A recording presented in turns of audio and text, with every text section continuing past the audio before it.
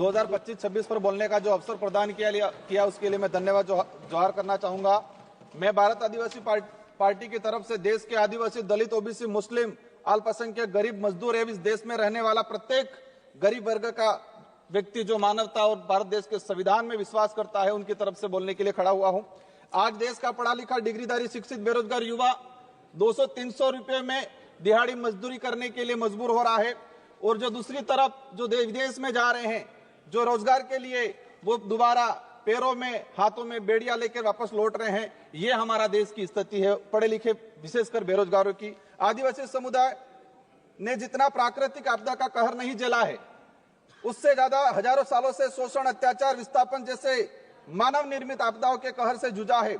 और उसका अगर उस आदिवासी समुदाय को आधुनिकता की लाइन में लाके खड़ा करना है तो विशेषकर एक आर्थिक पैकेज देने की आवश्यकता है, और साथ ही संविधान के अंदर जो प्रावधान है 5वीं अनुसूची और 6ठी अनुसूची का, और विशेषकर पैसा एक्ट को उसको धरातल पे लागू करने की सख्त जरूरत है। सभापति महोदय, देश के अंदर देखा गया है विस्थापन की जो समस्या, भारत देश में विकास के नाम से सबसे ज्यादा अगर कोई विस्थापित हुआ है तो आदिवासी समुदाय विस्थापित हुआ है। एक survey report Indian social institute की एक रिपोर्ट के अनुसार बताया गया है कि वर्ष 2010 से 2025 तक 15 सालों में 15 लाख आदिवासियों को विकास के नाम से विस्थापित किया गया है। वर्ल्ड बैंक की रिपोर्ट में बताया गया है कि विस्थापन आदिवासी समुदाय में से 50% आदिवासी परिवार पुनः विस्थापित नहीं हो पाते हैं। साथ ही भारत देश में एक सर्वे रिपोर्ट में आया है कि जो आदिवासी समुदाय है अपने जीवन काल के दौरान कम से कम 50% आदिवासी एक उम्र के अंदर 2 बार विस्थापित होते हैं। आजाद भारत में उस समाज को प्रताड़ित किया जा रहा है जिसका इतिहास का हर पन्ना खून से रंगा हुआ मिलेगा। क्या? क्योंकि आदिवासी जल जंगल जमीन की लड़ाई के लिए, देश की रक्षा के लिए मुगलों से, राजा रजवाड़ों से और अंग्रेजों से लड़ता आया, कभी झुका नहीं। लेकिन आज उनकी हालत बेहद बेहतर है।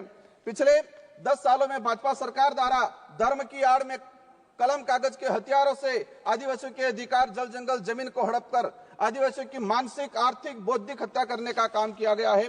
सभापति महोदय, आज बजट में सशक्त भारत बनाने की बात चल रही है। बनना चाहिए, हम भी चाहते हैं हमारा देश मजबूत बनना चाहिए, विश्व शक्ति बनना चाहिए। लेकिन स्थिति क्या है? हमारे देश का जो भविष्य कुपोषण की बेड़ियों में जकड़ा हुआ है। NFS 5 की रिपोर्ट बताती है कि आदिवासी बच्चों में 55% आदिवासी कुपोषित, और उसमें भी 42% बच्चे गंभीर एनीमिया से पीड़ित है। और आज देखा गया इस बजट के अंदर कि कुपोषण को दूर करने के लिए कोई बजट का प्रावधान नहीं किया गया है। बेटी बचाओ बेटी पढ़ाओ का नारा लगा रहे हैं। हमारे देश की महिलाओं के लिए हम भी चाहते हैं कि मजबूत बने, सशक्त बने। लेकिन हकीकत क्या है? देश के अंदर देखा गया है कि आदिवासी समुदाय में विशेषकर हर तीसरी महिला कुपोषण का शिकार है और हर दूसरी महिला एनीमिया का शिकार है। आदिवासी बच्चों में शिशु मृत्यु दर राष्ट्रीय औसत से 30% अधिक है। 5 वर्षों से कम उम्र के आदिवासी बच्चों की मृत्यु का अनुपात राष्ट्रीय औसत से 61% अधिक है। माननीय सभापति महोदय, बाकी जो रहा, जो जीवन काल के अंदर देखा गया है, कभी माओवादियों के नाम से, कभी नक्सलवादियों के नाम से मारा जाता है। एट्रोसिटी में कई आदिवासियों को मारा गया। NSRC की एक रिपोर्ट बताती है कि वर्ष 2020 से 2025 मात्र 5 साल के अंदर 400 आदिवासी पुलिस मुठभेड़ में मारे गए हैं। आज मणिपुर का हत्याकांड, मणिपुर में देख लो, कई आदिवासियों को मारा गया है। छत्तीसगढ़, झारखंड का आम आदिवासी कभी उधर नक्सलवाद माओवादी की गोलियों के से कहीं के निशाने पे है, उधर पुलिस की गोलियों पे निशाने है। बीच में आम व्यक्ति जो है वो आज उसके साथ अत्याचार हो रहा है। हर दिन एक न एक व्यक्ति मारा गया है। आदिवासी, दलित, पिछड़ों को सशक्त बनाए बिना हमारे देश, भारत देश को सशक्त भारत बनाने की कल्पना करना एक कोरा सपना रह जाएगा। स्वास्थ्य सुविधा की देखा जाए, आदिवासी क्षेत्र में PSC CSP की, CAG की एक रिपोर्ट आई है कि आदिवासी बाहुल्य क्षेत्र में जितनी जो PSC CSC है वहां पर 60% डॉक्टरों के पद रिक्त हैं। देश में मात्र 18% आदिवासी गर्भवती महिलाओं को ही संस्थागत प्रसव का लाभ मिल पा रहा है। संस्थागत प्रसव का सिर्फ मात्र 18%। सभापति महोदय, 1 मिनट का रहा है। शिक्षा की बात करें, हमारे राजस्थान के अंदर जाडोल कोटड़ा के अंदर जहां से एक मंत्री जी आते हैं, वहां पर 14 वर्ष से अधिक बच्चों को स्कूल और पेन पेंसिल किताब क्या है वो नहीं पता है। आज देखा गया है यूनेस्को की एक रिपोर्ट में देश में 35% आदिवासी बच्चे ड्रॉप आउट हो रहे हैं और राष्ट्रीय औसत 12% है। 8%, मात्र 8% आदिवासी युवा उच्च शिक्षा की पढ़ाई पूर्ण कर पा रहा है।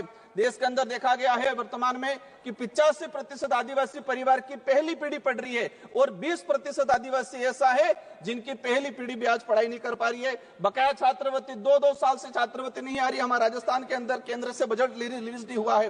राष्ट्रीय विदेश छात्रवृत्ति योजना शुरू की 2013 के अंदर 20 बच्चे जा रहे थे आदिवासी समुदाय के, मैडम 1 मिनट का रहा है, और आज भी 20 बच्चे जा रहे। 2013 में हमारे देश से विदेश में 1,90,000 बच्चे पढ़ने जा रहे थे।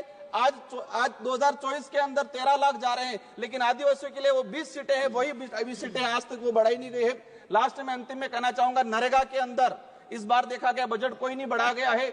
नरेगा की मजदूरी 200 रुपए मिल रही है, उसको 600 रुपए तक किया जाए और 100 दिन का जो रोजगार है वो 200 दिन तक किया जाए।